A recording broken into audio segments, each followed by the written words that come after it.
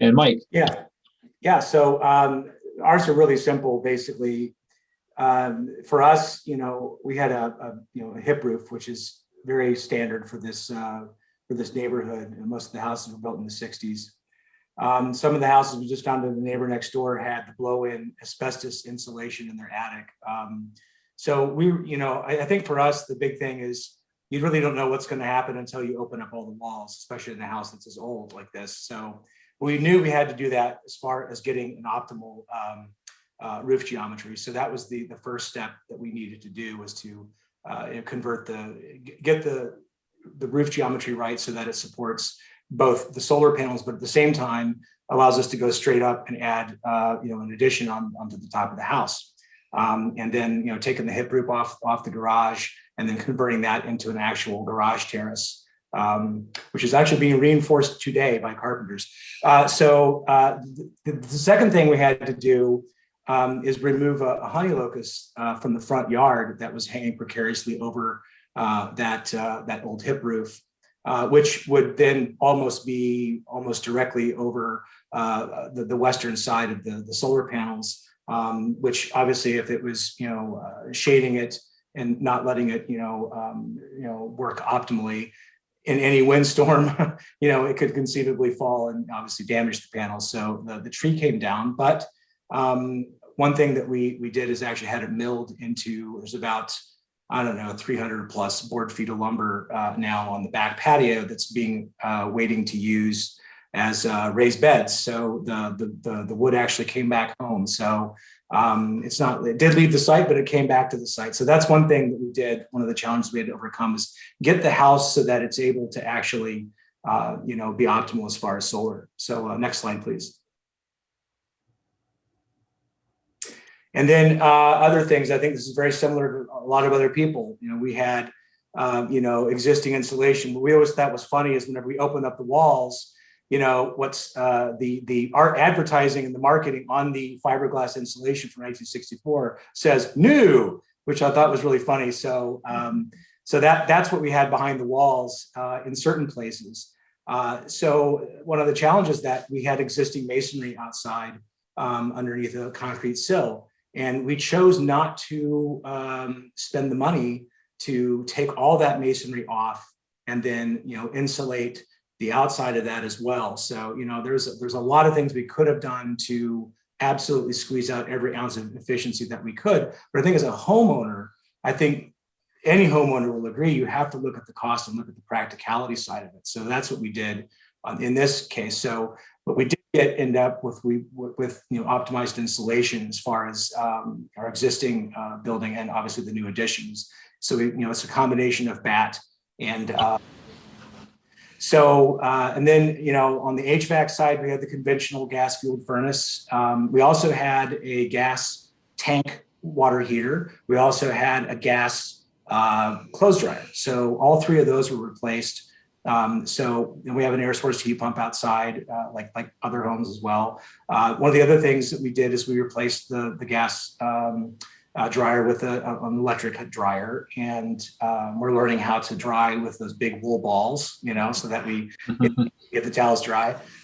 We also now one thing that we did do is we actually do still have two gas appliances in the house. One is we replaced our tank hot water heater with a tankless hot water heater, which is still fueled by gas.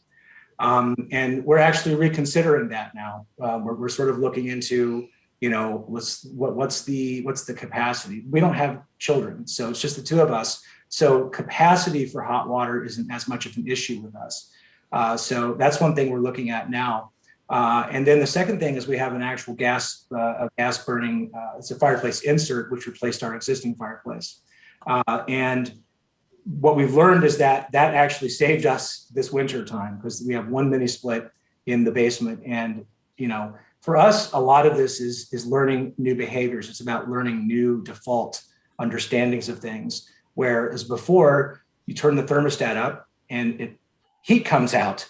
So now we understand, of course, that air source heat pump is as efficient as it's dependent upon the ambient air temperature outside, so that you may crank that sucker up, in your thermostat, but it's still not heating up as you thought it would. So what we're learning as homeowners is that, yeah, we're actually glad that we had that backup heat source in gas. Now, could we do the backup heat source with radiant electric heaters? Of course we could have. We could have. So that's one of the things that we're looking at as far as, as a homeowner. I think you have to look at the practicality side. Absolutely, we want to be as net zero as possible. I think on the electric side, we came out after our blower door test, and all of the numbers came back and showed that we reached like a HERS -10 rating. I still find that to be remarkable, given that there's some there's some infiltration spots that I clearly felt during this winter. So I'm like, how in the world did we score so well with it still feels cold in here? How's that possible? So anyway, so that's sort of what, I guess the challenges that we overcame. And a lot of the costs that we incurred on the project really is more about community. It's more about creating a space where people can come together.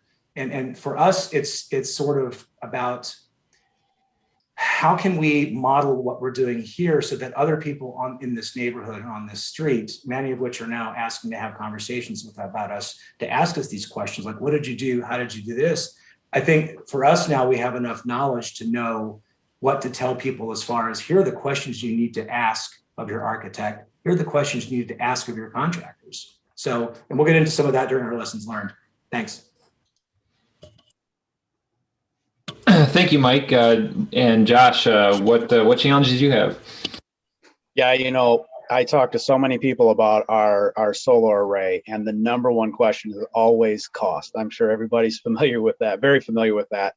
And so funding, obviously, we never thought it was possible, but when you really start to look at your long-term financial situation and what you're gaining by this, it becomes very clear that you need to figure out how to do it now, because it is very financially worthwhile. Yes, the utilities are changing from net metering to distributed energy and things like that. So it's less, savvy at the moment, but it's still a great time. And so from a funding perspective for us, like I said in the beginning, we looked at the value of our home. The timing couldn't have been better with the inflated home values. From a geothermal perspective, we just heard a lot about an air sourced heat pump. I went a little further, luckily for us, because we have space, a closed loop, indoor geo heat pump is really the way we went, and it's extremely efficient. I don't know if it still is today, but the EPA has rated it as the most efficient heating and cooling source that you can put in your home or property. And so that was huge for us. And we were lucky enough to put that in the winter of 2012, 2013, I believe it was, when we had the really, really frigid, long winter. And in our area, we had propane shortages. I mean, we really lucked out and saved a ton of money. A little shout out to Michigan Saves. We actually did that install through a Michigan Saves loan, which is basically like a signature loan with some better incentives and APR and things like that. That worked out pretty well for us. And then in terms of, the other challenges, just to echo what Amy and her husband have said, asking questions. If you think you've asked all the questions, go back to the drawing board, because I guarantee you have not. I didn't, and I learned some lessons that I'll walk you through later. But asking lots of questions, and the general rule is to consider 3 or more installers before you make a decision. I'd up that. If I were to do it again, I'd go bigger. And with those installers, I'd call more of their past customers. Do that homework when you're talking about spending $20,000, $30,000 or more, depending on your property. That's for us, we're young, we've got a family, we're looking at, how we're preparing for retirement. That is a big deal. And so do your homework. One of the reasons that we chose to go with a contractor for our solar was, it was a little out of our reach. I tend to do all of my own home improvements on a pretty big scale. I like the DIY. This one, I really found a lot of value. It's kind of like a realtor. I find so much value in a realtor to take care of things that I'm not really schooled in taking care of. the utility administrative red tape was one of those. I've heard nightmares with DTE. For us, we're with Consumers Energy, and we had a wonderful experience. We continue to have a wonderful experience with Consumers Energy. And so those are some of the challenges that we overcame, and hopefully you can think about it as you enter into something like this. Thanks, Brett. Thanks, Josh. And, Dale, I transformed a 1926 home in Grand Rapids several years ago, nowhere near to this extent. And that was challenging. So I can only imagine what challenges you have doing all this. Yeah, it's a 1955, bungalow here. And yeah, like I mentioned, the roof was not ideally oriented, which is why we went with solar gardens initially. Until I just got to the point where it's like, I really want to try this myself and see how it works. And it's okay. It's up high in the roof, you can see. But the trees it's not optimal. So that's an issue. But we're going with it, and it's making power. So we'll get about 4 megawatt hours a year out of it. So the other big challenge is it's a upstairs room with knee walls, tongue and groove knotty pine, foot square, mineral square tiles on the ceiling. It leaked like a sieve. I had a blower door test done maybe 10 years ago. And I thought that foam insulation was going to cure all my issues. And Dave Meter from Custom Home Energy Services was here a couple weeks ago. And you can see my number there, 4186 CFM for the ACH 50 test. Is pretty bad. That's 15 air changes an hour. So I'm nowhere near the 1 air change an hour that a passive house would require for net zero, for example. So I still have a long ways to go to get the house sealed up, and got some next steps that I know I can take. Dave had suggested just simple thing, putting a chimney balloon in my chimney, which I did here a week ago, and see if that makes a little difference. But there's mostly rim joists and things like that need sealing. So next slide. And someone I noticed in the questions that asked about air monitoring, and I bought one of these several months ago, and it's been absolutely eye-opening as to what's going on in the house, which was what prompted me to get rid of the gas stove, get the induction. The other thing that's really interesting is, in spite of how leaky my house is, if there's 2 of us in a room and we turn off the air handling unit, the CO2 will spike up into the yellow or the red, which really surprises me yet. So it tells me that even with a leaky house, if it's quiet, if it's at night, if you got your air handler off, you really need a ventilator. So that's something that's in my future going forward. I don't have to deal with a radon problem that I can tell. So that's one hurdle I don't have. So thanks. Thank you, Dale. Bart, I don't see too many ranches, the existing ranches that are net zero. So I assume you've had some challenges. Can you tell us a little more? Yeah. So the guy in the middle, the scream, I identified with that person in 2018 when I started this. So what we're talking about right now was completely foreign for me. I had no clue. So I had an enormous knowledge gap that I had to conquer. And the first thing that I noticed was enormous misinformation. So I started just by Googling and whatever I could find. And there you go, heat pumps don't work, save your money. Solar in Michigan, the sun never shines, there is snow in the winter, save your money. All those things really threw me off, and I didn't know who to believe and what to believe. Also, net metering, I didn't know what it was. So I had to, really dig into all this stuff and kind of sort out what I thought was maybe backed by certain agendas. I had to kind of figure out who are the authorities in this field. I had to kind of do all that kind of work, which is fun, but it takes a lot of time and it's quite a bit of work. What didn't help was that our utility, in my opinion, and also in the media, was kind of discouraging home solar. There were all kinds of discussions that they wanted to end net metering. And again, at the time, I didn't really understand what it all was, but it kind of some alarm bells went off, like, hey, should I really do solar if they're, not happy with me? And what if I have solar and then, I cannot feed back to the grid?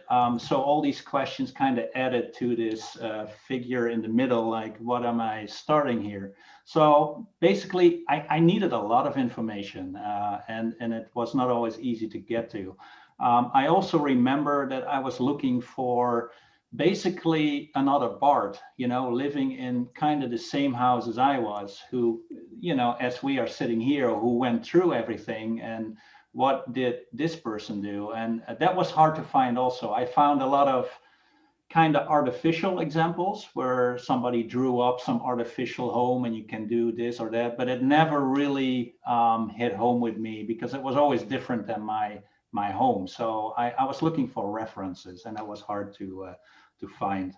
It's a smaller thing, but and we talked about it a little bit, the whole certification stuff. It's important for me because I want to know where I'm at and what I'm going to. But to me, it's a little bit of a jungle. Energy Star, HERS, LEED, Pearl. I'm doing Pearl.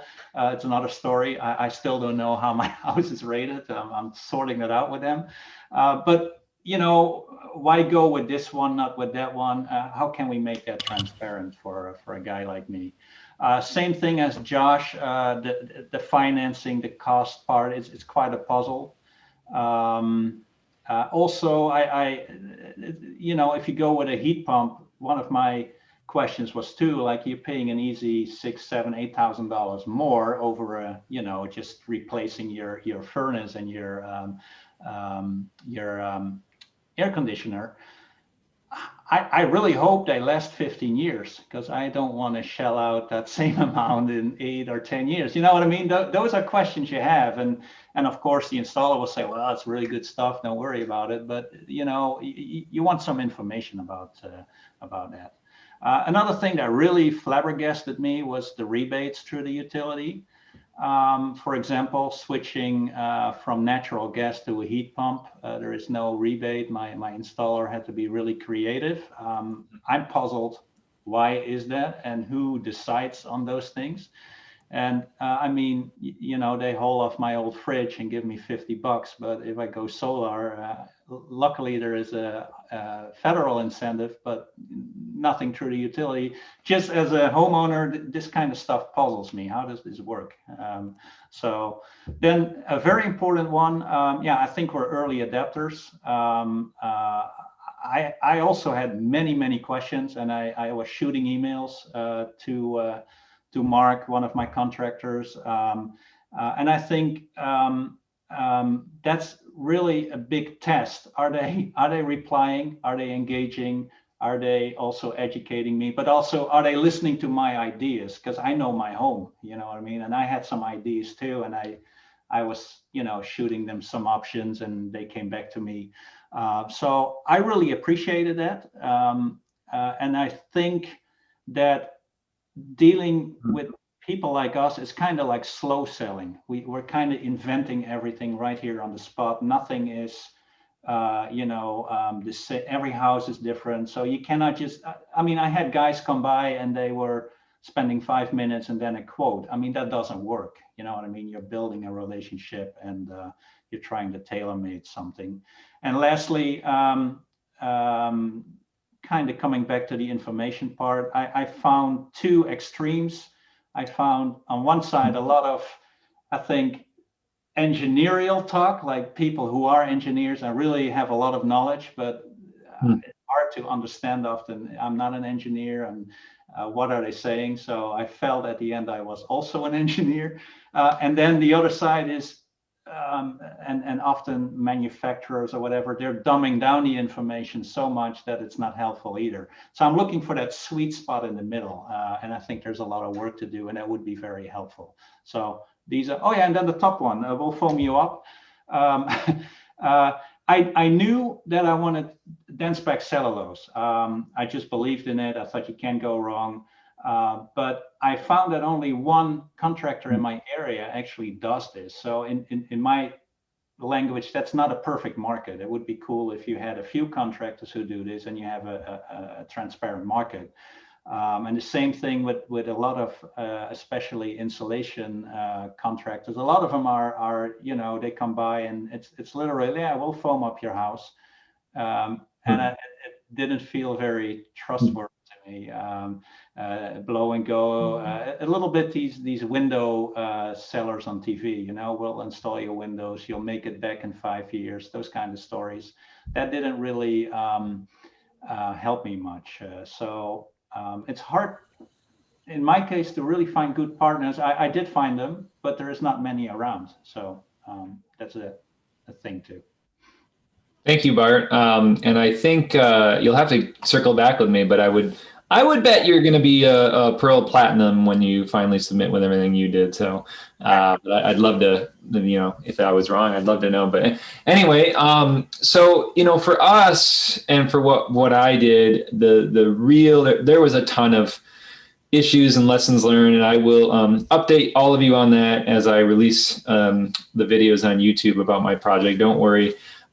Too much to get to all here, but the big one was, for me, and I think millions of others, how can people who don't have any additional spending dollars do this, right? And so the thought is that if I'm paying $1,000 in my mortgage a month, let's say, and I'm paying $300 a month on average across the year, it goes up and down on my utility bill.